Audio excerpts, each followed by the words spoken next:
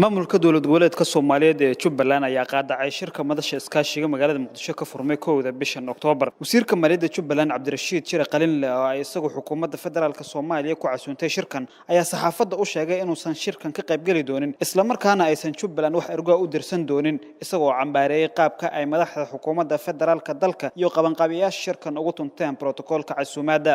shirka annaga maanan ka qayb galin hadda xamar ka furmay maanta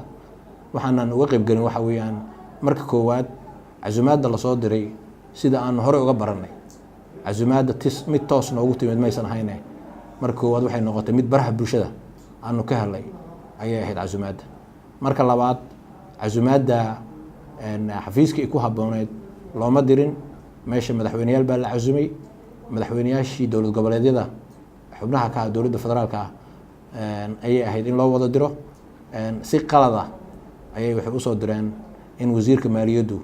uu Jubbaland ku matali doono nidaam iyo dastuur baan leenahay doorasho xor iyo xalaal ah ka dhacday Jubbaland madaxweynaha la doortay xildhibaanada ka horeeyay xildhibaanada doortay xildhibaanada si sharci lagu soo doortay xildhibaanada waxaa soo xulay odayaashii dhaqanka ee soo jireenka ahaa ee Jubbaland ay lahayd inta badanna ay ka mid yihiin odayaashii soo xulay ama salaadiinta soo xushay xildhibaanada dowladda federaalka oo 135 diiwaan gashan ayay ahaayeen dhammaantood marka baarlamaankii baa sharci ahaa doorashadii guddoonka baarlamaanka sharci ahaa waxaa sharci ah doorashadii madaxweynaha ayaa sharci ah marka shir ay isugu imanayaan madaxweynayaasha dowladaha xubnaha ka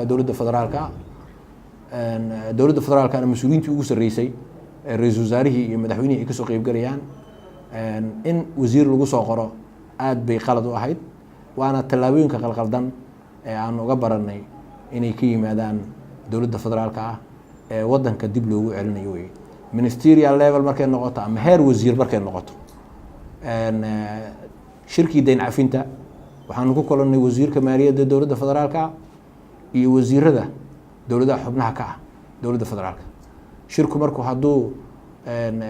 leeyahay heer wasiir hadduu noqonayo waanu tegi lahayn waanu ka qayb gali lahayn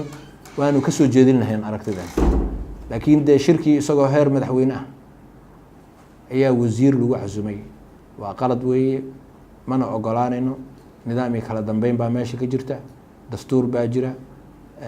hay-adihii dowliga noo dhisan madaxweynaha la doortay madaxweynaha sharciga waa madaxweyne Axmed Maxamed Islaan isagaana awoodda maanta iskale oo sharci lagu doortay marka wasiir baa ka qayb galaya isaguna kama qayb galayo mana ogolaanayno sharciyadna looma lahataa